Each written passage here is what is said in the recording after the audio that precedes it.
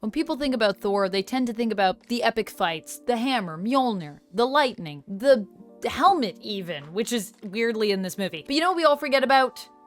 The acting. I was a fool to think you were ready.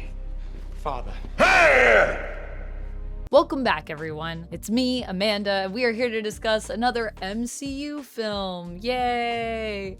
Next up is, of course, Thor. And Thor is an interesting film to return to because it is one that I think a lot of people think of as being kind of lackluster. They just don't think about it being like one of the best MCU films of all time. We all loved Iron Man. There are people out there that loved The Incredible Hulk a lot, and Thor is like, it's just the one that I think for most people flew under the radar until pretty much Ragnarok. Ragnarok was the big Thor standout, I believe, which is why I was pleasantly surprised when I came back to this film. This movie has a crazy cast. It's got Natalie Portman as Jane Foster. It's got Stellan Skarsgård as Eric Selvig. We got Anthony Hopkins as Odin, Idris Elba as Heimdall, Ray Stevenson as Volstagg. Rest in peace, Ray Stevenson. We have Josh Dallas as Fandral. I mean, he's gonna be recast because of scheduling conflicts in the next one, but Josh Dallas, he's so fun in this. I really love our Warriors 3 in general, and of course Sif. It's just a great cast. But it's weird to think because at the time when this movie came out, a lot of people were actually concerned because of two people who are our stars, Chris Hemsworth and Tom Hiddleston, playing Thor and Loki respectively. And of course, people were worried because Hemsworth and Hiddleston were not known really at this time. They weren't big names, they weren't big draws. They were giving these parts to actors that people were not as familiar with. So it's crazy to think about it in retrospect because watching this movie, you're like, everyone's in this. And then we also have Tom Hiddleston and Chris Hemsworth who are not both just amazing in this movie, but I think who are also just really great actors. I mean, Chris Hemsworth also just sounds like a guy that you'd want to chill with, to be honest. Every time I've heard an interview with Chris Hemsworth, I'm like, he just seems like a chill dude. All right. So, Chris. Tom, is it? It is, yeah. Nice to meet you. Thank you. Just Tom Hiddleston. Yeah, okay, sure. Upon rewatching, something that I picked up from this is that the cast isn't just a great list of names at this point, but there's a reason why all of these people are names. You know what I mean? And that is that they are all amazing performers and actors. There's so much emotion in this story. Whether we're talking about kind of the origins, being the first part of the story on Asgard and just covering what happens with Thor to have him be declared unworthy and have him cast down to Midgard, to Earth, whether it comes to the relationship between Loki and Thor, and when Thor is banished, having to confront the fact that he can't go home. When Loki comes to him and explains, you can't go home, you know, Dad's dead now, Mom doesn't want to see you. By the way, none of this is true, of course. Classic Loki telling lies to Thor. Thor's acceptance of this and him thanking his brother for coming to see him. We really see that shift in Thor as a character. You see him go from kind of being this naive hero who thinks he can do whatever he wants to being a person that really considers other people's emotions and wants and puts other people above himself. He doesn't think of himself as necessarily being high and mighty. He sees that he has to earn his worthiness. And when he tells Loki, thanks for coming and telling me this, it's like heartbreaking, man. It's wow. I was not expecting that to hit me the way it did, but it hit me. And also on Tom Hiddleston's side of it, just his emotion, his frustration and constantly feeling like the one who is outside. His conversation with Odin, where he reveals to Odin that he knows he's adopted, and Odin struggling to come up with the words to try to convince Loki that no, he's always been Odin's son and Odin never saw him as being outside. That hurt that you see Loki processing. You know, it all makes sense now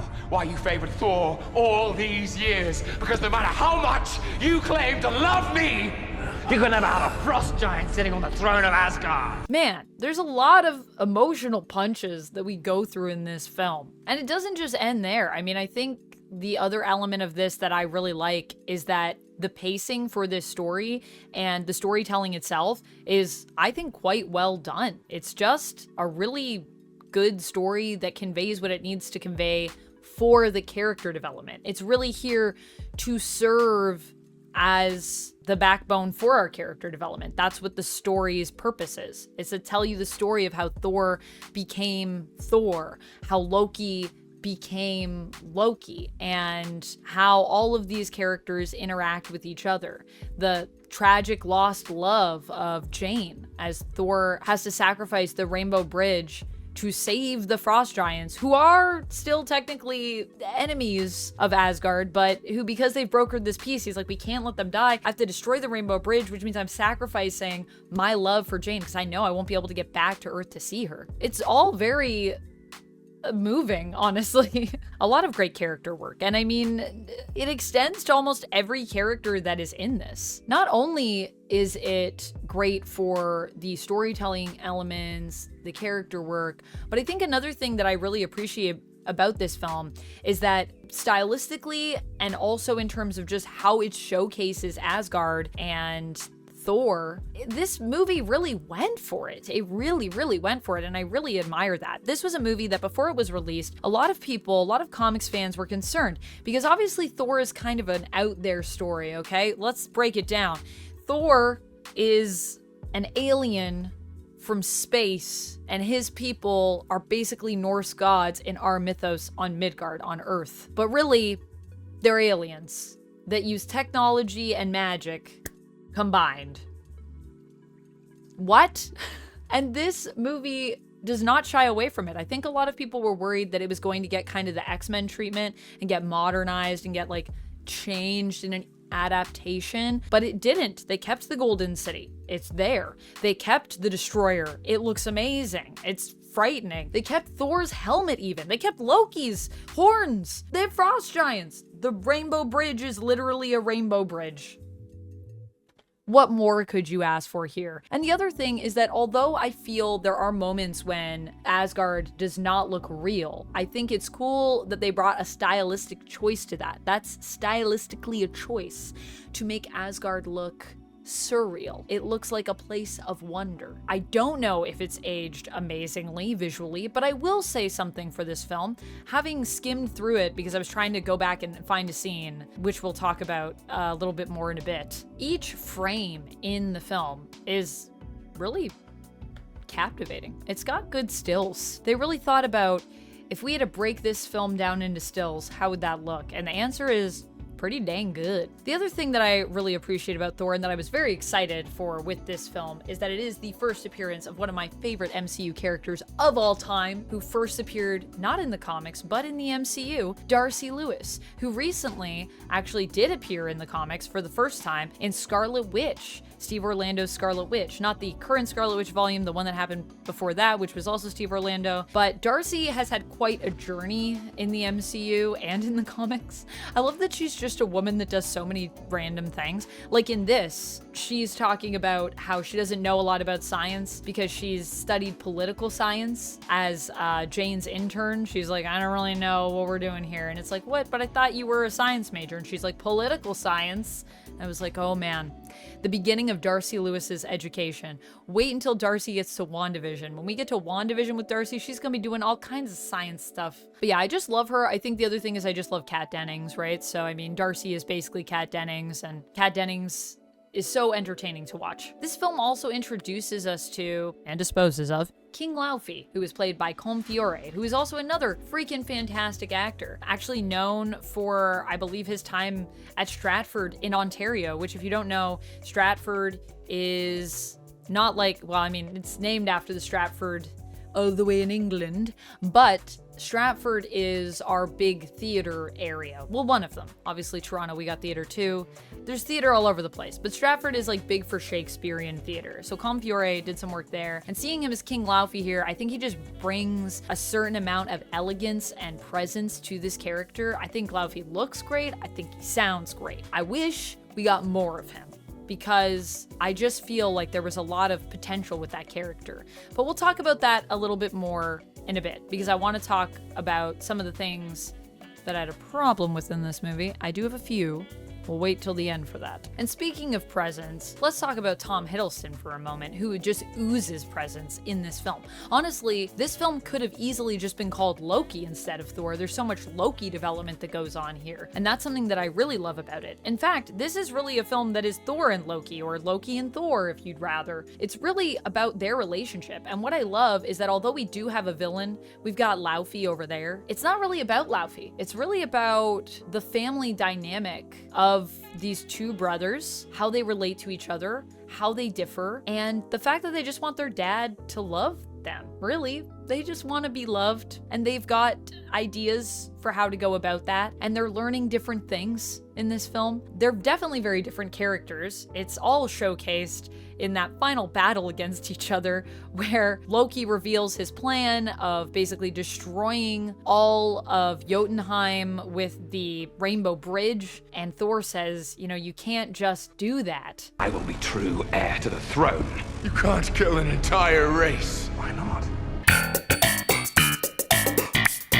Loki's basically just like, but why not genocide? That's my favorite part. It's so insane to see the differences in these two brothers. But at the same time, even though they both kind of want to kill each other at times, definitely Loki wants to kill Thor at times, there is still a brotherly love there that runs really deep. There's a lot of subtext in this movie. There's a lot of stuff that actors are just conveying with a look, and I think that's so powerful about the film. It really is a film that isn't just about telling us stuff. It really does attempt to show us stuff beyond even what the script goes into.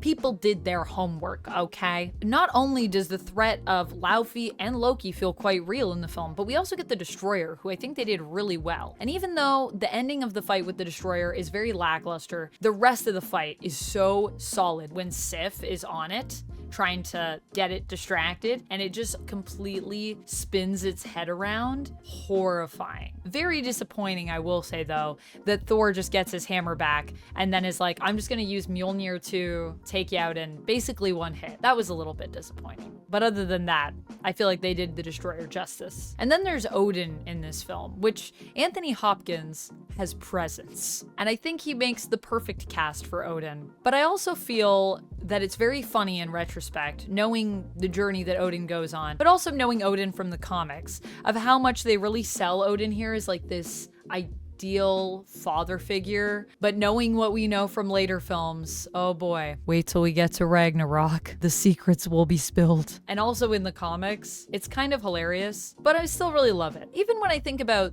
Thor versus Dark World, I feel like there's going to be a really big shift in terms of what we see from Odin. But I do love the father-son bonds that we establish in this film, and I think it is key to understanding almost like the downfall of Odin in the MCU. Odin's just a guy doing his best. He puts his pants on one leg at a time like the rest of us. Not only is the relationship between Odin and his sons very well done, I feel, but we also get some really great chemistry that I completely forgot about between Natalie Portman and Chris Hemsworth in this. Something that I feel like we actually didn't revisit as much in Thor: Love and Thunder, despite it being called Love and Thunder. And I know that, like, you know, Thor's daughter, his adopted daughter, was named Love, but I feel like with a title like Love and Thunder, I was expecting a little bit more romance in that one. But all the romance is in this film, and it's pretty good, to be honest with you. There's a lot of chemistry between our two performers here, and it makes me sad that knowing what's coming, that we lost that we lose it along the way. However, there are also some things that romance leads to that is kind of one of my problems with this film somewhat. It is a problem that I talked about even with Iron Man 2, but I think it might be worse in this case, and that is the objectification of Chris Hemsworth in this film as Thor. Like, man, they got thirsty. I'm just trying to imagine what that pitch meeting was like, because it can't have been great.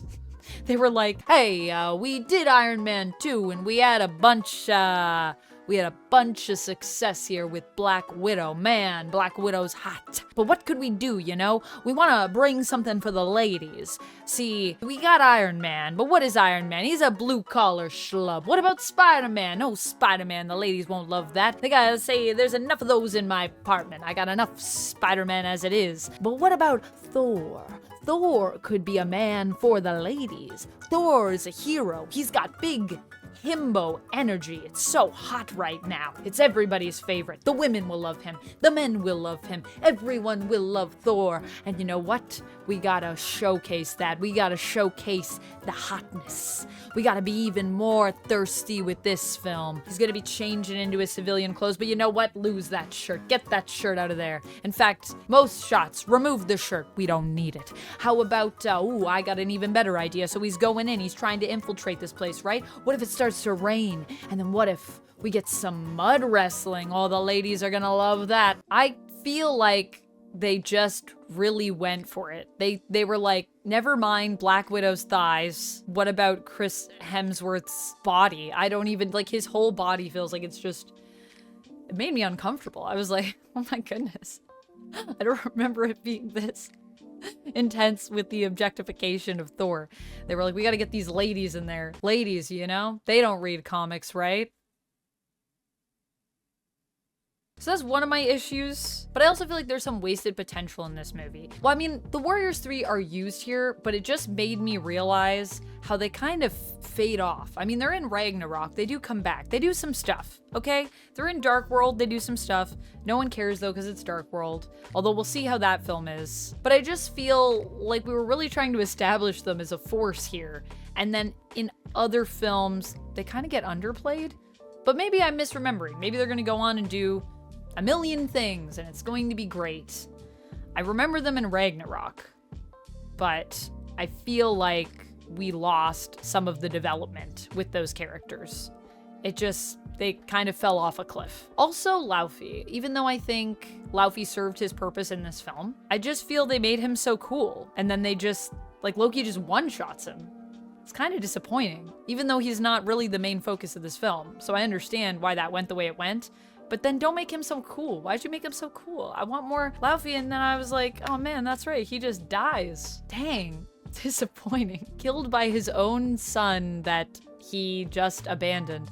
We never really fully go into that story, do we? I would love to hear more about why Laufey did that. What was going on? What was going on in Laufey's mind? I want the Laufey movie, I think. And my final gripe is there are so many Dutch angles in this film. Like, someone went to film school here and they were thinking this film needs more Dutch angles. Sometimes it works. A lot of this stuff with Loki and kind of showing his conniving nature through the Dutch angles to make things feel a little off. I like that.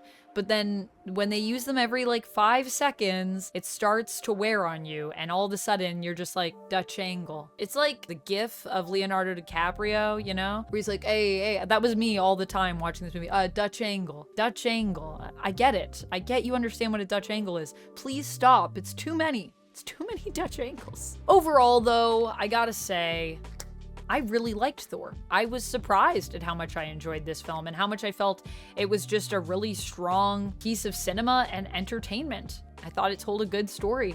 I thought it had some great performances. I thought the script was solid. I thought even the look of the film, even though at times it doesn't age amazing, and we do have some bad CGI fire still in this one, even with that, I can appreciate that they were trying to do something stylistic with it. And so overall, I gotta give this one a 4 out of 5. It was really good. And I'm glad that I rewatched it. I would rewatch it again. I had a fun time. You know what? I'm gonna be honest. I can't wait for the sequel.